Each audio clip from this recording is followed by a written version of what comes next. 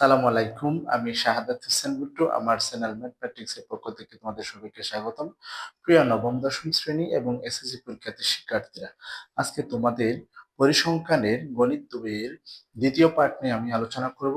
এখানে কিছু গুরুত্বপূর্ণ বিষয় নিয়ে আলোচনা করব, সেটা হচ্ছে কি অবিচ্ছিন্ন শ্রেণীসীমা, শ্রেণী মধ্যবিন্দু, ক্রমযোজিত গণসংখ্যা।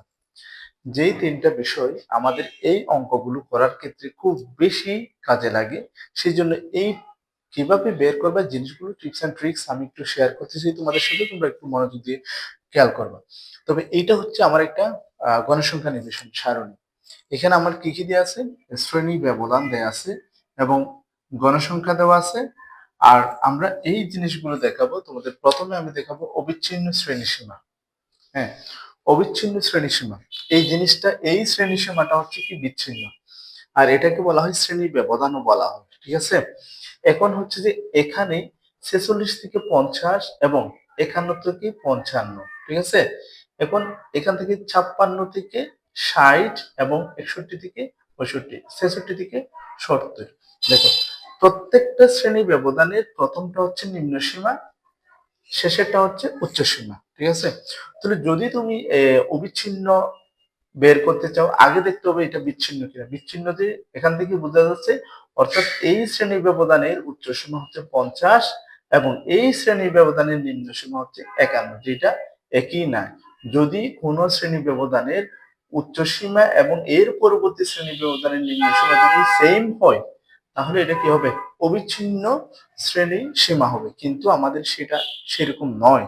আমাদের প্রয়োজনের তাগিদে, হ্যাঁ, যেমন আয়তলেখা আঁকার সময় এই জিনিসটা করতে হয়, সেজন্য আমরা এটা কিভাবে করবো এই জিনিসটা একটু ক্লিয়ার করতেছি। প্রথমত নিয়মটা হচ্ছে এখান থেকে 0.5 বিয়োগ করবা।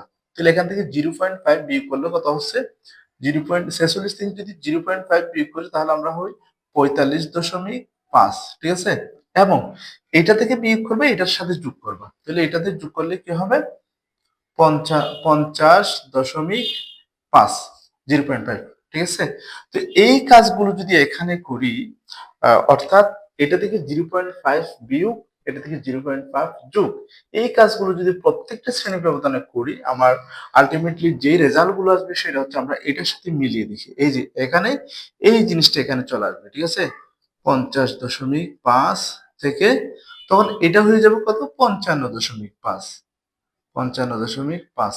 আবার এই 55.5টা এখানে আসবে, 55.5, এটা হবে যে কত তোমার 60.5।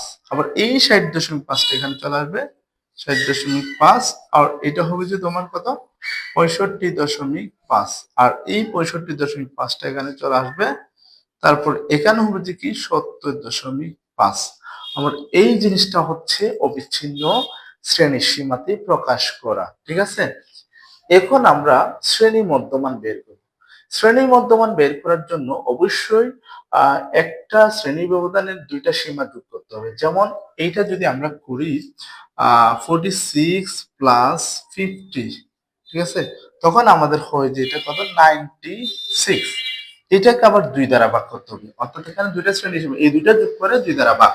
তাহলে 2 দ্বারা ভাগ করলে আমরা পাবো 48। ঠিক আছে, এটাই হচ্ছে আমার কি, শ্রেণী মধ্যমান 48। তো এই জিনিসটা কিন্তু এটা দিয়ে করলেও সেম রেজাল্ট আসবে শিক্ষার্থীরা। ঠিক আছে, আমরা আরেকটা করে দেখি, সেটা হচ্ছে কি 51 প্লাস 60। ঠিক আছে, এটা হচ্ছে তোমার কত হচ্ছে, সরি, 51 প্লাস 55। ঠিক আছে, 55, এটা হচ্ছে কত, 106, 106। তো এটাকে যদি আমরা 2 দ্বারা ভাগ করি তাহলে কি হবে, 53। এটা হচ্ছে তোমার 53। অর্থাৎ শ্রেণী মধ্যমান বের করার জন্য আমরা বুঝলাম যে, আমরা ক্লিয়ার হলাম যে প্রত্যেকটা শ্রেণী সমান যোগ করে 2 দ্বারা ভাগ করতে হবে। ঠিক আছে, সেটা অবিচ্ছিন্নের ক্ষেত্রে করলে হবে, বিচ্ছিন্নের ক্ষেত্রে করলেও একই রেজাল্ট আসবে। তো এখন বাকিগুলো আমাদের আর করার দরকার নেই। এটা 53, এটা হবে 58। ঠিক আছে, তারপর এটা 58 হলে এটা এর পরটা কত হবে, 63 হবে।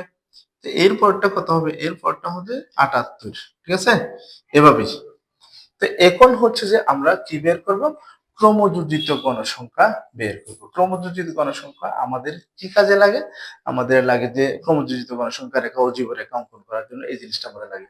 এটা হচ্ছে একদম সহজ। তুমি দেখো শিক্ষার্থীরা, প্রথমটা কি 5 বসাই দেবা, তারপরে এই 5 এর সাথে 10 যোগ করবা, অর্থাৎ 5 প্লাস 10 ইকুয়ালস টু কত? 15। এবং এই 15 এর সাথে 20 যোগ করবা, 20 প্লাস 15 তখন কত হবে? 35। এই 35 এর সাথে 15 যোগ করবা, 35 প্লাস 15 তখন হবে যে 50। এবং এই 50 এর সাথে কত? 10 যোগ করবা, 50 প্লাস 10 ইকুয়ালস টু কত? 60। তো এটাই হলো যে আমার শ্রেণী মধ্যবিন্দু এবং ক্রমযোজিত গণসংখ্যা বের করার সিস্টেম। এই জিনিসগুলো তোমাদের অবশ্যই কাজে লাগবে শিক্ষার্থী। হ্যাঁ, শিক্ষার্থীরা তোমরা যদি আমার চ্যানেলে নতুন হয়ে থাকো তাহলে আমার চ্যানেলটা সাবস্ক্রাইব করবে এবং বেল বাটনটি অন করে পরবর্তী ভিডিওর জন্য ওয়েট করবে। ধন্যবাদ।